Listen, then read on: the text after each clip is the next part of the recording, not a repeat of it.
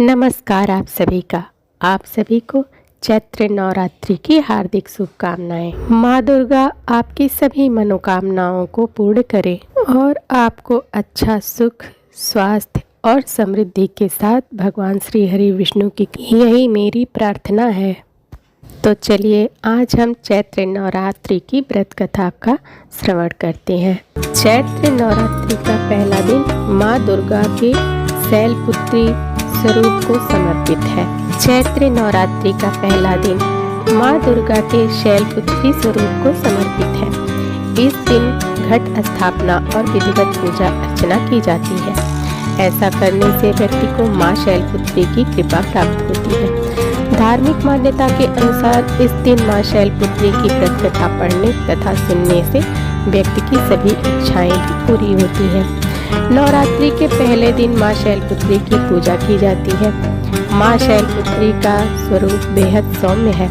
माँ बैल पर सवार है और उनके दाहिने हाथ में त्रिशूल और बाएं हाथ में कमल का फूल है। माँ शैलपुत्री को पर्वतराज हिमालय की पुत्री माना जाता है। मान्यता है कि माँ अपने भक्तों की सभी मनोकामनाएं पूरी करती है और साधक के मूलाधार चक्र को जागृत करने में मदद करती है। मूलाधार चक्र हमारे शरीर में ऊर्जा और का केंद्र है, जो हमें स्थिरता और सुरक्षा प्रदान करता है। इसके अलावा कहा जाता है कि माँ शैलपुत्री की पूजा में व्रत कथा पढ़ने और सुनने से व्यक्ति की सभी इच्छाएं पूरी होती हैं। पौराणिक कथा के अनुसार माँ शैलपुत्री राजा दक्ष प्रजापति की पुत्री थी, जिनका नाम सती था। उनका विवाह भगवान शिव से हुआ था, लेकिन राजा दक्ष प्रजापति नहीं चाहते थे कि उनकी पुत्री का विवाह शिव जी से हो, जिसकी वजह से वह अपनी पुत्री सती और भगवान शिव से नाराज रहते थे।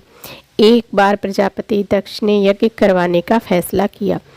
इसके लिए उन्होंने सभी देवी देवताओं को निमंत्रण भेज दिया। अपनी पुत्री सती और दामाद भगवान शिव को नहीं बुलाया। देवी सती उस यज्ञ में जाने के लिए बेचैन थी, लेकिन भगवान शिव ने उन्हें बिना निमंत्रण के यहाँ जाने से मना किया। लेकिन सती माता नहीं मानी और अपनी हठ पर अड़ी रही।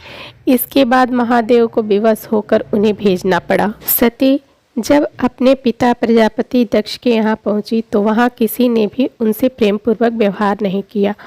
उनका और भगवान शिव का उपहास उड़ाया। इस व्यवहार से देवी सती बहुत आहत हुई। वे अपने पति का अपमान बर्दाश्त नहीं कर पाईं और क्रोधवश वहाँ स्थित यज्ञ कुंड में बैठ गईं। जब शिव को ये बात पता चली तो वे दुख और क्रोध की ज्वाला में जलते हुए वहाँ पहुँचे और यज्ञ को ध्वस्त कर दिया। कहा जाता है कि इसके बाद देवी सती ने ही हिमालय पुत्री पार्वती के रूप में जन्म लिया।